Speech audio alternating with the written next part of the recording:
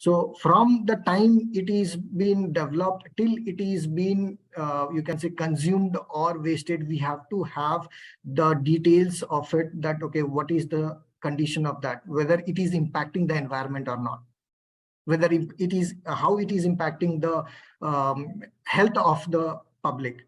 So that is also important, right? So there are various around 7 parameters over here.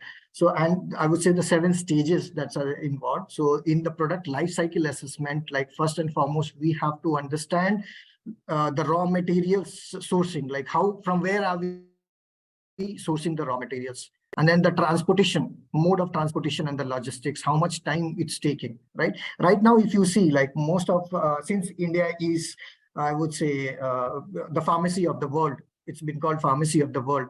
So the most of the products, pharma products, are being manufactured in India, but the raw materials that is being sourced, if we see, it's again from outside countries as well, right? So we have to see that, like, if we are sourcing it from outside world,